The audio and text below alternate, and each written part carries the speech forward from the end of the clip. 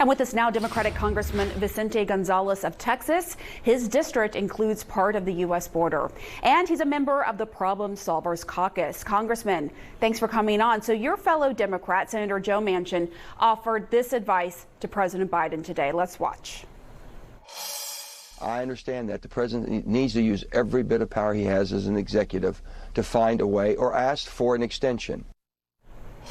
Of course, we should note a court ordered Title 42 to be lifted, and the Supreme Court could have the final say. But Congressman, I know you have written the Biden White House letters on this. What more do you think President Biden could have done here and could be doing right now? Well, I think we need a comprehensive plan for the border. And I was against lifting Title 42. I still am at this time. My proposal is called the Safe Zone Act. And what it does, it creates a safe zone on the border of Guatemala and Mexico on the Guatemalan side, where all migrants south of Mexico must go and check in and process their asylum claim at that juncture and do everything that we're doing here on my border and all the processing that's happening on the southern border of the United States to happen in a further away place, like 1,500 miles away in that country. And it does several things. One, it takes, and if we're going to allow them in anyway, the way we do here when they get to our southern border under the credible fear standard, just give them a document and let them fly into their final destination.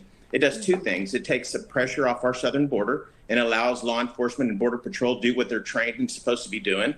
And it takes the cartel element out of it in Mexico. Migrants are paying $6,000 to $8,000 a head to get to our southern border. Last year, we calculated that they've made about $5 billion just in this business. And I think this is the most humane way of doing things. We could do it from further away, and we could work with the Guatemalan government. The president has agreed with this project to me. I think we need to think out of the box, and we need proposals that will solve the problems that we have now. Well, as you know, a lot of what you were saying is working with these countries in Central America to help stem the flow.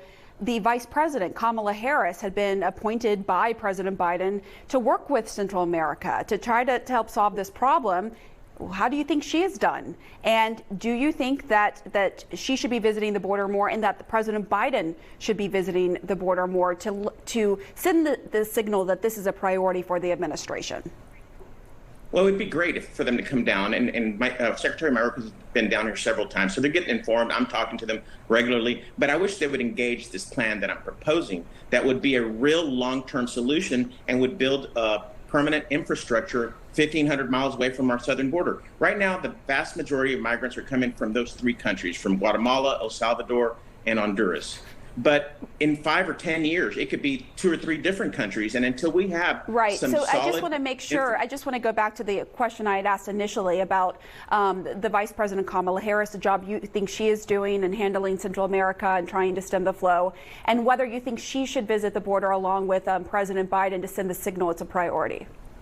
I think it's great for them to visit the border. I think they should. I think a lot more can be done than what's been done. But this is not a problem from just this administration. I've been in office through both Democratic and Republican administrations. And when Republicans are in office, Democrats come down here and point fingers at them and say, you're doing a horrible job on the border. And when Democrats are in office, Republicans come and do the same thing. This is not a Democratic or Republican problem. It's an American problem. We need to solve it together. We need real proposals.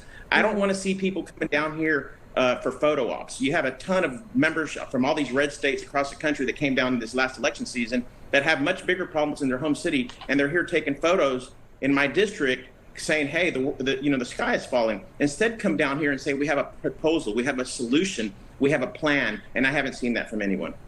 So you're absolutely right, by the way. It is true that both Republicans and Democrats point the finger at each other. There's not a lot of solutions that are proposed. There are a lot of photo ops there at the border. As a member of the Problem Solvers Caucus, though, I mean, how realistic is it that Republicans and Democrats will find common ground, either with an idea like you just proposed on the show or another plan? Or is this just going to continue, this cycle is just going to continue on? Well, we're going into a new term this January. I intend to take this plan to the Problem Solvers Caucus. I brought the only bipartisan group of members of Congress to our border ever down to visit the situation. And we had conversations, and that's how this solution and proposal that I have was developed. This next term, I intend to push it really hard. I've given this plan to the Vice President. She has it. I've spoken to it about it to the administration. And we have to be honest. People are pressured by different groups. When we had Trump in office, he was under extreme pressure from the right, and I think we have the same situation with this administration from the left, from some of these migrant activist groups. But at the end of the day, we need a solution on our southern border. Here in South Texas, this is not a Democratic or Republican issue. This is a South Texas problem that impacts the entire country, and we need to come together and solve it. All right, Congressman Vicente Gonzalez, I think that is something that people on both sides of the aisle can agree with. Thank you so much. Appreciate you coming on the show. Thank you.